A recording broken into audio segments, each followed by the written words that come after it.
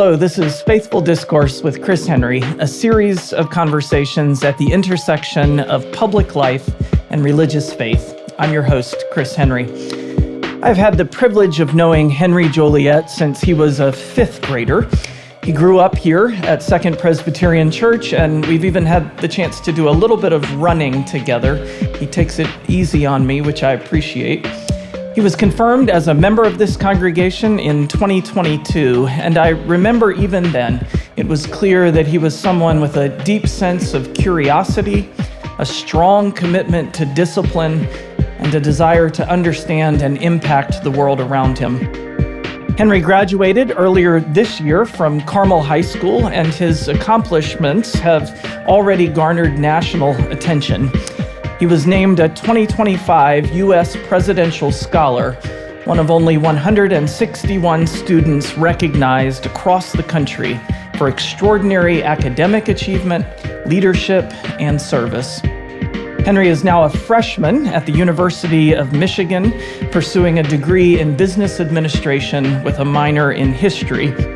Henry has immersed himself in rigorous academics and community engagement, including through the MECC Consulting Group, where students partner with real-world companies to develop solutions to complex problems.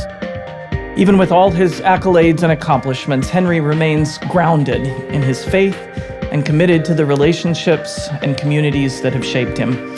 He's thoughtful, deliberate, and deeply interested in how faith, service, and curiosity intersect in everyday life.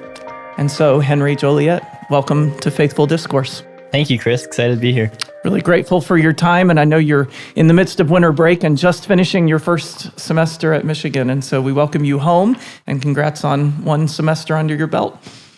I'd like to start really at the beginning. So I went back and looked on the church database, and the first time you were checked in here at Second Church, you were checked into the 3-year-old class. And so you spent most of your life here at Second, and I wonder if there are specific memories, experiences, moments over the course of your years growing up here at the church that stand out to you as you reflect back. Yeah, absolutely. We joined this church because my grandparents went here before we even moved to Carmel, where we live now.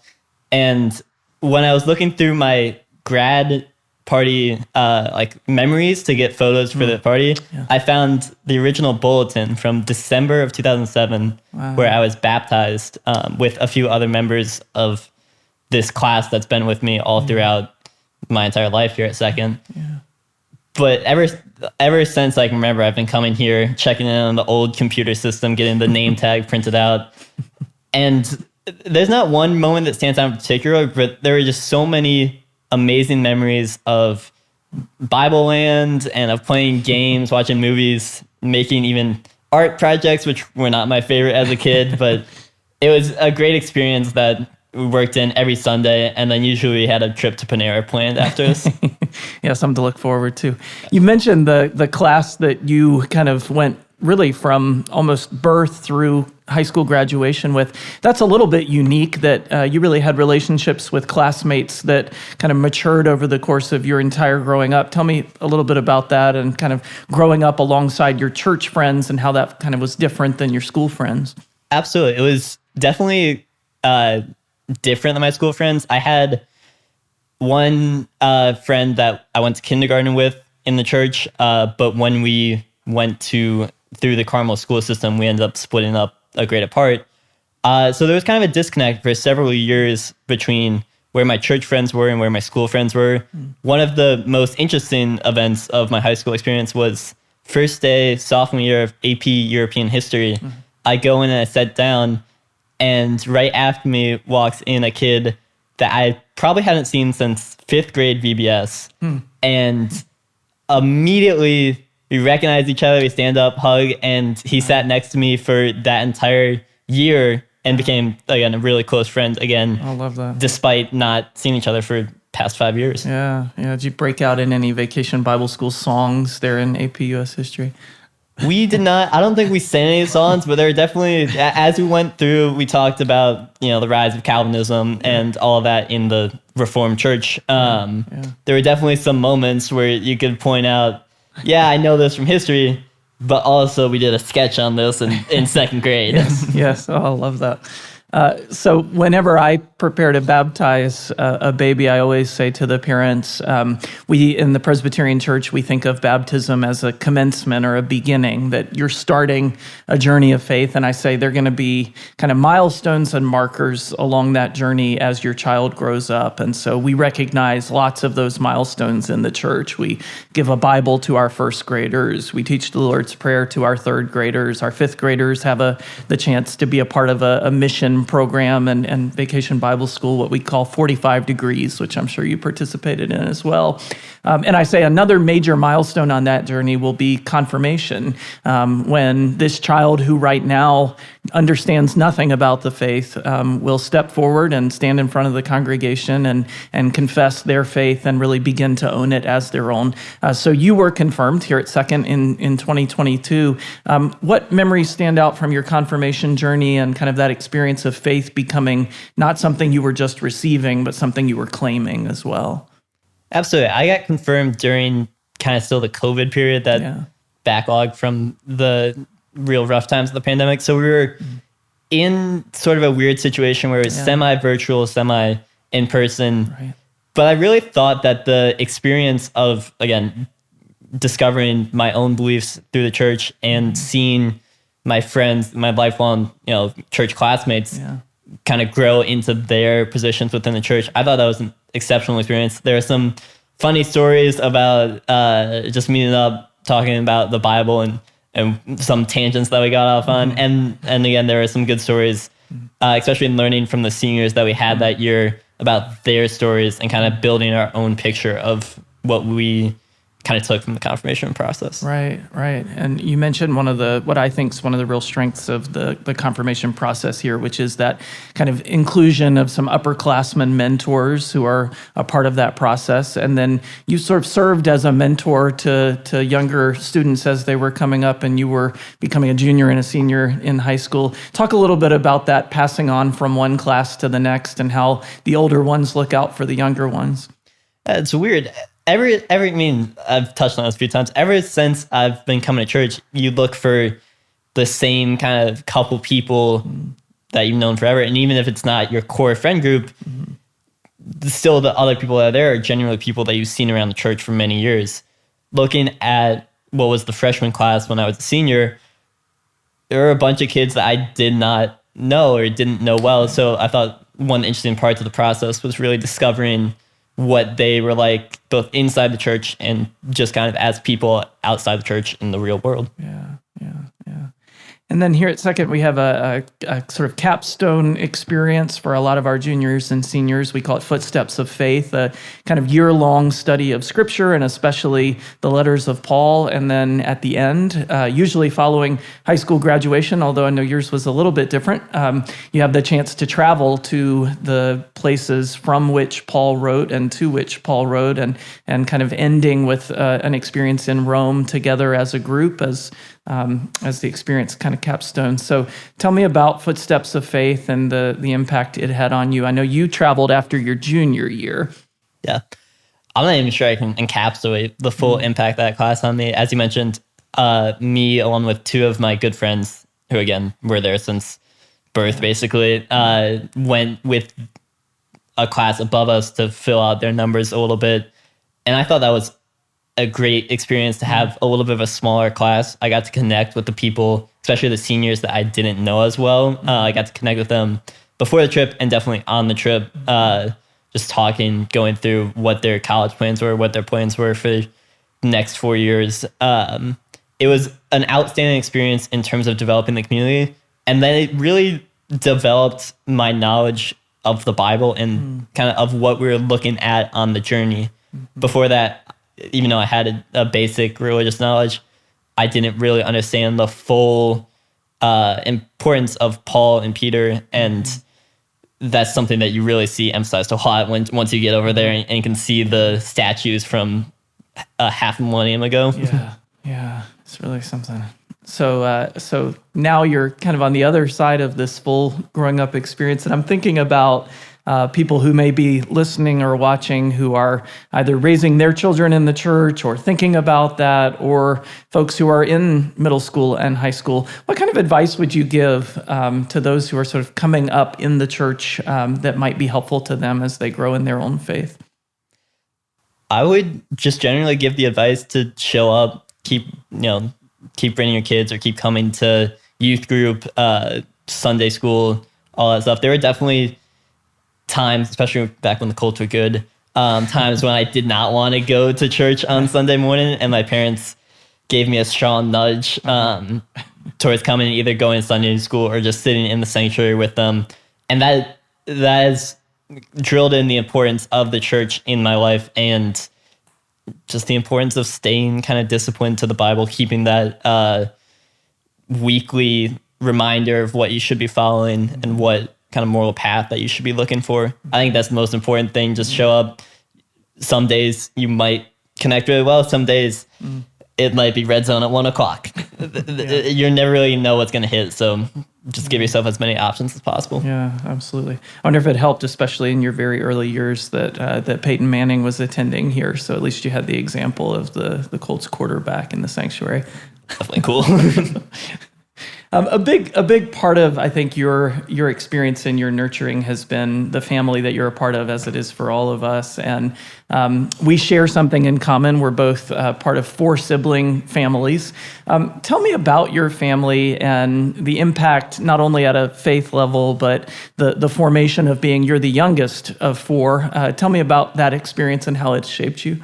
I think it's almost completely shaped me. Being the youngest of 4, my brother is 7.5 years older than me, so you get that brother bond. But also, when we were playing games as kids, it wasn't even close. He was a good sport. He would let me get close, and then he would dunk the ball 4 times, and all of a sudden you're down by 10 with 4 seconds left. But it really, looking at what they've done in terms of sports, in terms of school, in terms of just their hobbies, that is all filtered down and passed on to me so that I can take each part of what my siblings do and try to capture kind of the best elements of it. Or I would say the best. They might have some arguments there. But try to just capture what qualities that I love out of them, and again, try to turn that into something that I can be an emblem of those 3 and hopefully carry on the legacy that they started. Yeah, it seems to me like each of the 4 of you have kind of taken a different path, but there are some common threads that sort of run through there as well. So, yeah. Tell me about running. It's a passion that we share. You're faster than I am and more competitive than I am. At least when you were in high school, you were more competitive. But running is both a sport and a discipline. You talked earlier about church and kind of the need to show up whether or not it's a place you necessarily want to be. That's how I sometimes feel about running, that I never enjoy the first couple of miles, or at least often don't enjoy the first couple of miles. Tell me about how the discipline and the sport of running has shaped your life. Absolutely. First of all, not entirely sure that I'm faster than you. Still might have a few training series to go there to get to that point, but catch up sometime. The discipline is absolutely necessary. I've done cross country. If you go back, I did 4 years in high school, 3 years in middle school, and I did 2 years of pups running all the way back when I was a little elementary schooler. For the first 5 years, it was not my preferred sport. I was big into basketball. I held out some dream that I would gain about 30, 40 pounds of muscle and could play football. Running was just kind of something that I did. Again, my brother did it, my sister did it. My mom was the pups running coach for a while. So it was just something that I did.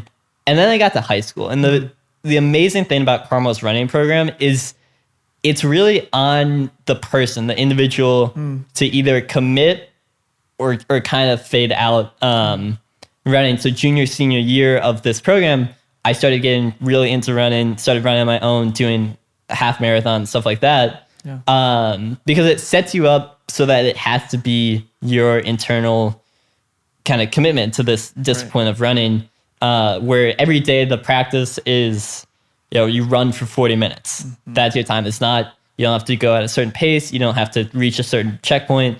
It's just, you're going to run 40 minutes every day for 4 months. And if you commit for 40 minutes every day and you go hard and you listen to your body and actually push yourself, then you will get a lot faster. You will get a lot stronger. Your fortitude will increase. You'll make some good friends along the way because there's really no place to go if you're trying to talk to them. But on that mental side, if you buy in, you'll have a great experience. If you don't, it'll be something that you just do. And I think that has been the most important lesson that I've taken away from running. Well, I love all of that. We had the founder of Pups Running on as a guest on the podcast a year or so ago, and his vision behind that, Mark's vision behind that, and how it started. It does remind me, and your comments remind me, that running is sometimes misidentified as a solo sport. It really is a team or communal sport, and a place where you develop some great relationships and friendships, but also your biggest competitor from day one is yourself. And we say to the pup runners now that I coach, it's last week's version of you that you're competing with, not anyone else on your team or anyone else's team. So it does sort of teach that continuous improvement and committing to, I didn't know about the 40 minutes a day, but that's I like that as a model. Well, we're going to turn to some of your achievements and accomplishments. But I do wonder, because of your foundation of faith and because of the commitment that your family had to raising you in a faith community, we live in a world that is sort of obsessed with the pace of our achievements, productivity, kind of this need to shine. How has your faith commitment and your kind of discipline of being a part of a faith community helped you in that kind of tension between being present and being productive, or accomplishing versus learning and serving? Absolutely. It gives you a good perspective, I think, just to step back a little bit.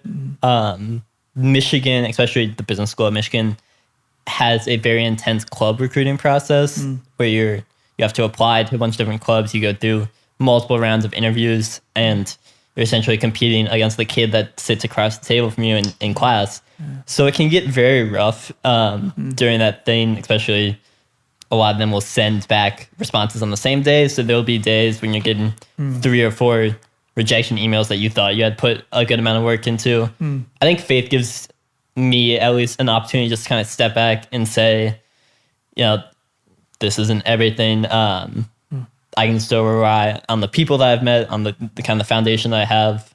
I did go to a service at the First Presbyterian Church of Ann Arbor at one point, and that was a good just kind of reset to clear my head, refocus back on the things that were important. And then when I got back into class and into my projects, it was much easier to identify what tasks I want to complete right now and how I'm going to do that.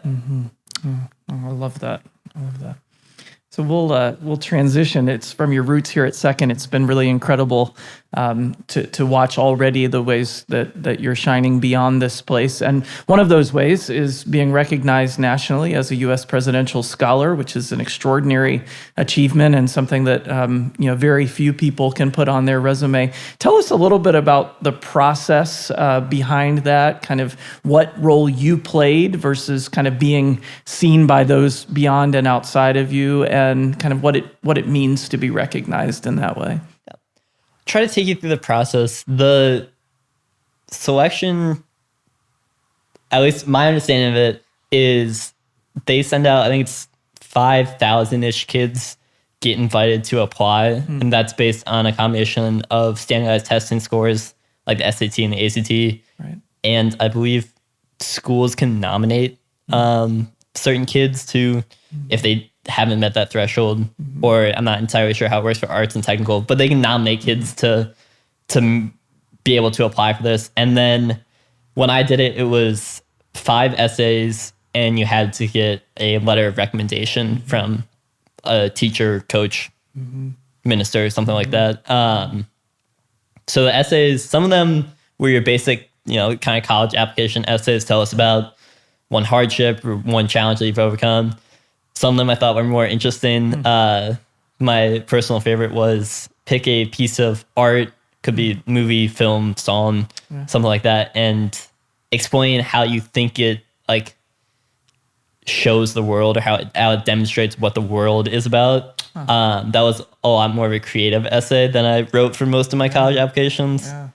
And then from... What piece of art did you choose? I chose The Shawshank Redemption. Oh, wow. It's one of my favorite films, and I zoomed in on the line, you either get busy living or get busy dying. Wow. Ooh, that's good. And then my dad walked in while I was working on that. He goes, "What are you doing?" And I'm like, "Oh, I'm writing an essay about the Shawshank Redemption." And he goes, "Oh, good. Wait, what?" So that was kind of just a fun thing to actually explore a little bit deeper. Yeah. And then from that, there are a select number of finalists from each state. I think Indiana had 20. And there was another student, one of my friends at Carmel High School, was also a finalist for Presidential Scholar. And then from that list, there's a committee that meets to eventually pick one boy and one girl from each state, and then a handful of at-large candidates. Wow. So Indiana had 2, a boy and a girl from I think Indiana. we actually had 3. Okay. There was one at-large in the technical category, Okay. or it could be arts. Okay. Wow, that's extraordinary. So there's an interview part of the process as well, or is it all through the recommendations and the essays? And I don't believe there was no interview for me. I don't think it's the standard process, but if you write 5 essays and you have that recommender, they know a lot about you. you get a little depth there. How did you find out you'd been selected? So this year it got delayed. Usually they send out in May or June, and then this year it got delayed until September, I want to say. And I was working in the Michigan Union. I had about 90 minutes in between class. So I go to the union, I'm working, and then I get an email that says, "Congratulations, you have been selected as a Presidential Scholar." And I was like, what? Because at that point, I'd figured that they were just going to kind of pass on the year 2025. And so I went to the website, I checked, and they finally uploaded the PDF with all the scholar forms. And then I sent it to my family. It's like, this happened. Got a press release later. And then I went to my history class. Kind of a lot of drama, and then you get really continues. high, and then ancient Rome. So one of the values that the scholar program represents or recognizes is leadership. And here on the Faithful Discourse podcast, we talk a lot about leadership, and we talk a lot with leaders and ask questions about what does faithful leadership look like in our time. And I wonder, in your experience, both as a leader or being mentored by leaders, or just studying and trying to understand what leadership means. Talk some about how you understand the value of leadership and how you try to think of yourself as a leader. Yeah, I'll take that in those 2 parts. Yeah, sure. The value of leadership is one of the more interesting things, because I've had the privilege of being around a lot of great leaders, and it's very hard to identify set characteristics of those leaders. I've had leaders who have been kind of loved by everybody, and then I've had leaders who, people say bad things about when they're not around, but still, when they are there, they get people to go out and perform and kind of fight for them. Yeah. So, in all, I'm not sure you can just sit down and list what qualities make a leader. There are certainly some that you would want in a leader, or that would possibly make the individual more likely to follow. Confidence is possibly the biggest one. And then just the willingness to listen, the willingness to have a team that makes suggestions and then actually take those instead of just delegating work or assigning tasks, I think is another big one, particularly for me. And then how I see myself as a leader. It's kind of just a tricky one, because you never like to think about yourself as kind of the ideal of a leader. Always trying to develop those skills. But just in the past couple of years, being put in a leadership position in high school mock trial and high school DECA on my cross country team, I tried to kind of improve those qualities that I just talked about. Tried to speak up a lot more, especially with that cross country team. I tried to take a more active role, leading stretches, leading workouts. and then talking to kids, listening to different perspectives. One of the big things that I tried to instill into our mock trial team was, if you have an idea, it doesn't matter if you're even like relevant to this side of the case, everybody can read the packet. Everybody can have ideas. Shout them out. If we're saying something dumb, come and stop us from doing that before we get into a trial situation where it's going to actually mess us up. So be vocal, be active. I would like to think that our mock trial team got really good at that before, like towards the end of the season when we were going to the regional and going to the state competition. Even in your description, I think this sort of shines through. But in the church, we talk a lot about servant leadership. So the idea of the leader not being necessarily the person over top of the organization, but the person who's inspiring others to serve by serving, by being humble and service-oriented themselves. Do you think there's a place for servant leadership in a place like the business school at the University of Michigan? Does servant leadership still have legs? Absolutely. And again, there are different kind of approaches to it, but the best leaders that I've seen so far at Michigan are the people who are kind of unafraid to get into that spot. My cross-country coach in high school likes to tell a story where a couple years before I went there, one of the highly touted freshmen who would end up, going to college to win state championships, was the one carrying the water cooler over to the setup spot at the state championship when there were, a million other people that could do that for him. He took the responsibility to actually go pick up the big heavy bucket, which I've carried a couple times and it's not light. But I think that does give a good emblem of, and this is also something that I've seen throughout history, when you're looking at different texts, is can you be kind of in the fray, in the weeds to actually go lead instead of just command. Right. Yeah, it's really good. We'll get to a piece of that here in a minute. So I'm catching you literally at the end of your first semester of college, and I wonder, as you reflect back, you've probably not had any time to reflect back yet, but what's been most surprising your first semester as an undergraduate? Most surprising, I think, the actual school process was a little underwhelming to my expectation because they give you a lot more latitude to grow outside, to do clubs, to work jobs, just kind of chase your interest. Coming from, Carmel High School, it was very easy to get caught up in, okay, every single day I have these classes with this set of homework, and then after school I have this activity. And that becomes a schedule. There's not a lot of room to kind of create and explore outside of that. With your time. And then in college, they take away a lot of the busy work. So you're kind of left on your own to learn a lot of concepts, to practice those concepts. So the actual, if you think about school, it got a little less intense than high school. But that free time that you've just opened up now is a time that you want to look to fill with interest projects, doing clubs, chasing what you want to do in the future, trying to figure that out, and meeting interesting people. Yeah. Has that freedom served you well so far? Do you feel kind of the ability to do the things you want to do? Yeah, absolutely. I've gotten into the consulting club. I've done a lot of intramural sports, which is a lot of fun.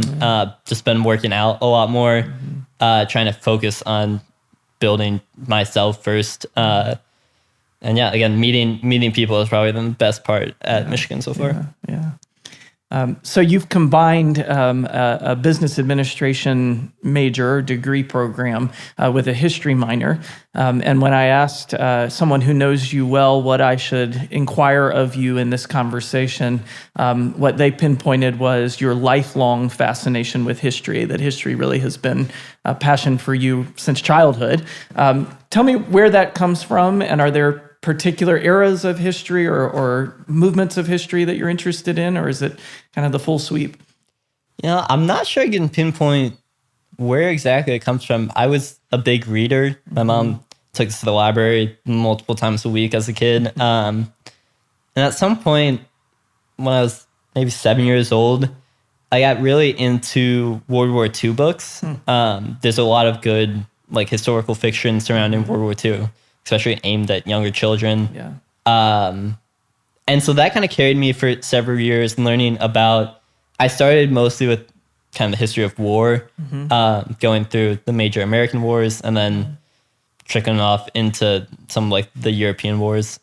But that's where it started from. And then just throughout high school, I took all the AP histories that were offered in college. I've obviously picked up the history minor and taken history classes. I find it really interesting looking kind of back at how everything came to be, basically.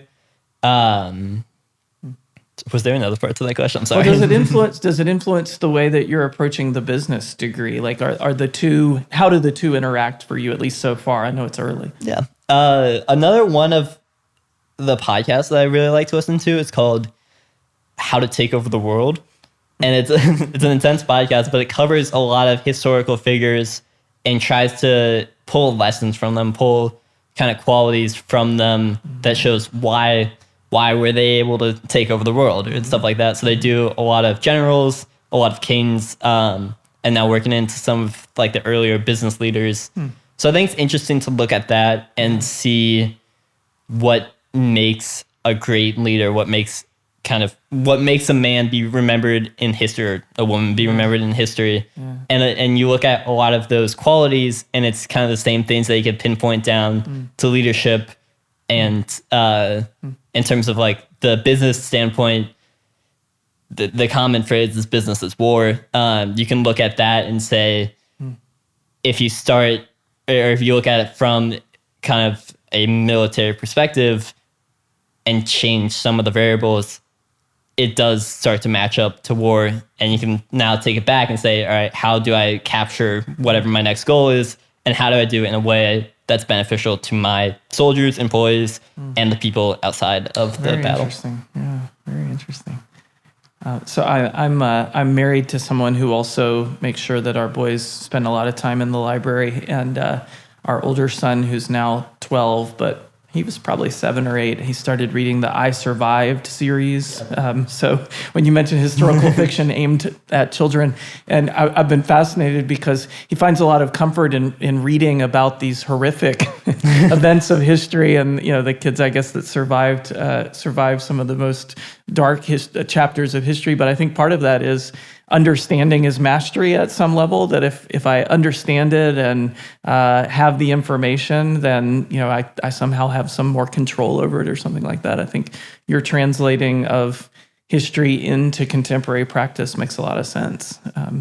We don't reinvent the wheel, right? Things that have happened before influence what is happening now.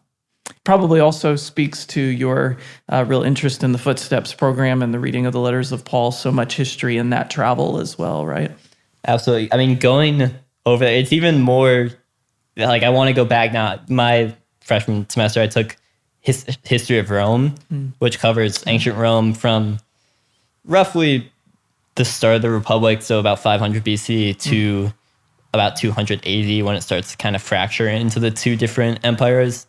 And looking at that and seeing how that developed now makes me want to go back. It makes me want to look around Greece a little bit more, and just see, like, it gives you a different appreciation for some of those historical sites and what it would have meant for Paul to write to them, to be speaking there. Right. And I know you all visit Patmos, where John, who wrote Revelation, is supposed to have written Revelation. I'm preparing to preach 6 weeks on Revelation starting in just a couple of weeks. And you really can't understand a text like Revelation unless you understand the Roman Empire in the first century. And I'm sure being there brings a whole different level of clarity, or at least interest in what John was facing and what the Christians in Rome at that time were facing, or in the Roman Empire. Absolutely. The incredible part about Patmos is you have, it's like a normal island, and then you go up and you have something that looks like a museum. You go into it, and all of a sudden the room drops away and it breaks off into the actual cave where he's supposed to have written it, and the There's a little gated off portion where he's supposed to lay his head, and might be losing my history, but laid his head and passed on. Yeah. That's just an unbelievable sight to kind of see. Where I'm going to take it one more, the obelisk to St. Peter in Rome. It's outside St. Peter's Basilica. It's this big plaza, and there's an obelisk in the middle, and that's where he's supposed to have been killed. That's also kind of an incredible sight to think about, especially with the understanding now of how Romans handled early Christianity. Of like, you can kind of visualize what would have happened there, and as horrific as it is, it gives you a better understanding of what, where it came from, and what these letters, what the words in the book actually represent. Yeah, and the courage of a faith that we really can't even imagine, the courage required to stand firm in faith in the midst of that kind of oppression, right? Absolutely. Yeah. Well, I could talk to you a long time on these topics, and I think we could go deep on history.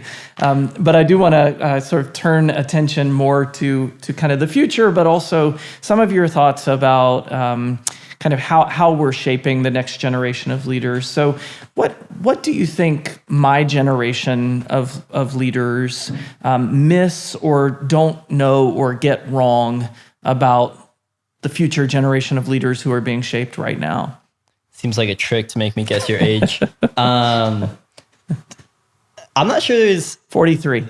Thank you. I'm not sure there's specific. Philip Rivers is playing quarterback. That's right. That's right. Exactly. Hope for all of us. Yeah. I'm not sure there's specific like points. It's just at the end of the day, it's kind of a different landscape altogether. Especially my dad and mom both went to Michigan, so they're comparing their. I'm not going to share their age. They're comparing their first semester experiences with what mine are, and it's a little bit different in that, with us, a lot of the stuff with club applications, fraternity and sorority rush, tickets even for sporting events is all online, can all be transferred. Everybody, you go through the dining hall, and a lot of kids have their phones out, just reading either social media or I've seen a couple kids on the Wall Street Journal, New York Times, stuff like that. That does definitely make a difference in that I think the way that we understand information is a little bit different. A lot of the techniques, like the basic understanding that you want to achieve, I think is the same, but there is that disconnect in the stories that my dad tells about his childhood. Well, they're extremely funny. It doesn't apply to a childhood where, I would go to school and you'd be working on a typed out 5-paragraph essay starting in grade 3. I think it has been really encouraging for me to hear you talk about things like clubs and intramural sports and meeting interesting people, because I think sometimes the impression that folks kind of a generation removed from college and beyond have of college students today is that everything is through devices and online, and with the rise of artificial intelligence, that the whole learning process has somehow been co-opted or corrupted. It's encouraging to me to hear that there are still communal spaces and the desire to be in relationship with each other and to learn from texts and ancient texts, not just not just text messages, but that reading is still a thing in college. That's good. I'm not saying that it's not in spaces. Sure. We had 2 days in my business class that were designed.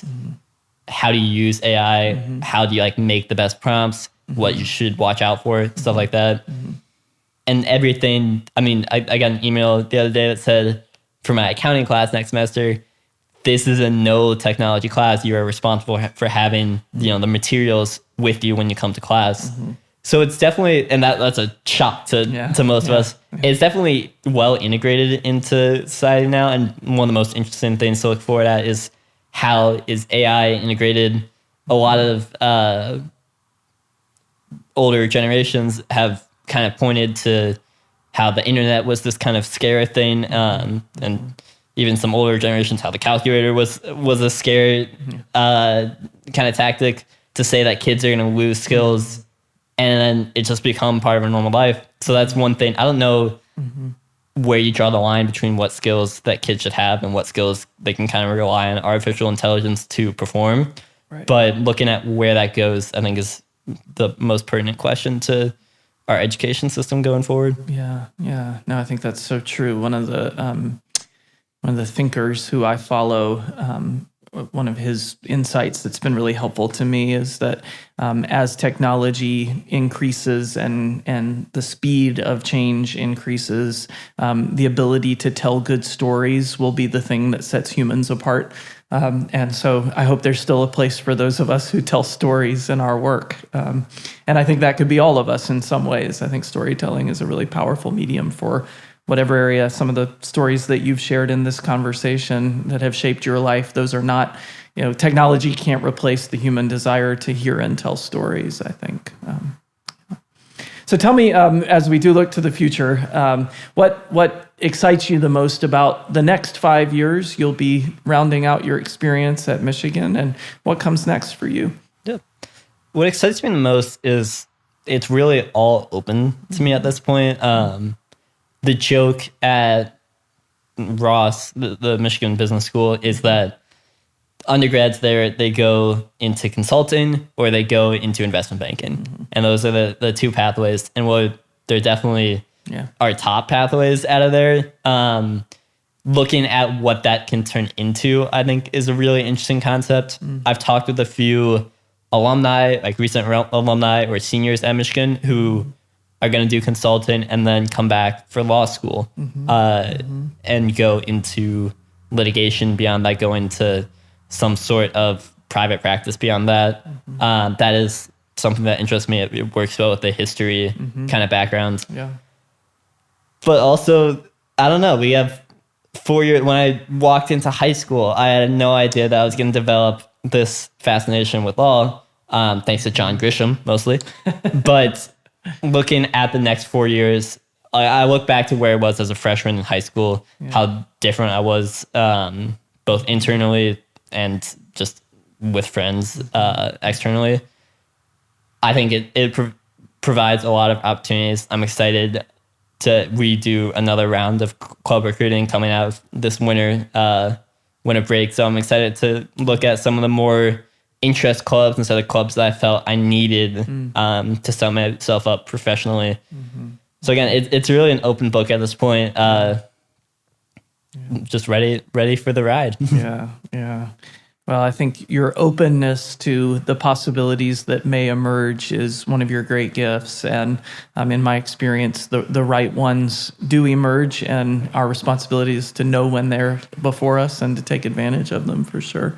And it certainly is my hope that your Wolverines and my Blue Devils meet on the basketball court here in Indianapolis in early April, perhaps. We got a matchup scheduled in February. Is that right? Yeah, it's weird non-conference late, but Washington, D.C.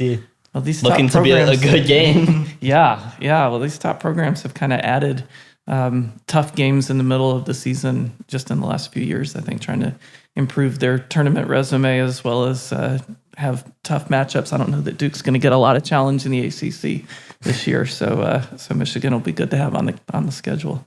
But you guys aren't even having close games, at least not yet. Since I've been there, I think the closest game, if you discount the exhibition, the closest game that I went to in person was 25 points. And averaging in the 90s, right? I mean, the Michigan team, as an Indiana kid, I grew up watching basketball every chance I got. This Michigan team is really good, and it's really fun to be there with the energy. Yes. It's awesome that the Final Four is in Indianapolis. If the stars align and we make it back. Yes. Well, Duke won the national championship my freshman year, so may you have that same good fortune. Well, I want to turn finally to a lightning round, rapid fire questions, and I'll let you answer as quickly as you like or just pass. What is one book that every young person should read? A Time to Kill, John Grisham. Okay. One habit that helps you stay disciplined and focused? Repeated exercise, running or working out. Take an hour every day. One quality you admire most in a leader. Listening to others, taking ideas from your team. One skill you want to master in the next year. Like to get better at basketball. One campus spot at Michigan you've grown to love. Law library, just an old-fashioned like limestone library. It's been there for a decade or a century rather. One song or piece of music that motivates you. Old classic. I'm gonna go The Boys of Fall, Kenny Chesney. All right. One lesson you learned from a mistake you made. Countless here. Rapid fire. I'm going to say, just to kind of keep moving forward after a mistake in mock trial, the judge has yelled at me a couple times. So the bounce back ability. Bounce back, yeah. That's right good. One mentor who has shaped your thinking. A lot of good options here. I've had a number of amazing teachers. Have to go with my dad. Yeah. Just always there with some interesting concepts to think about. Love that. One word to describe your high school experience.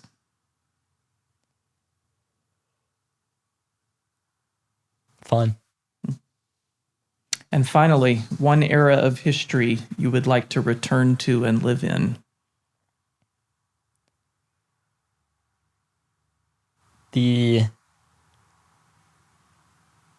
Between about 1890 and 1930. It's the kind of the growth of industry in America. It's the end of, or the decline, start of the European empires. If you look at like Rockefeller, So the Gilded Age. JP Morgan, yeah, you're starting to hit some of those titans of industry. I think it'd be really cool to be a fly on the wall during those conversations. And especially you look at what the political landscape is now concerning business and concerning social responsibility. Go back 100 years ago when the income tax was just being implemented as a temporary measure for World War I. Yeah, it would be very interesting to see what people's reactions to that were.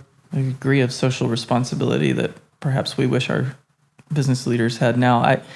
I spent a lot of time this summer in national parks, and so watched the documentaries on the history of the national parks. And a lot of our parks exist because of some of the guys you just named cared enough about the world outside of their immediate day-to-day to take care of those lands. My grandmother loved Teddy Roosevelt, had a bunch of books on him, and he was obviously instrumental in setting up the national park institution and actually going out into the wilderness and marking a lot of those territories himself. Yeah, he's a hero.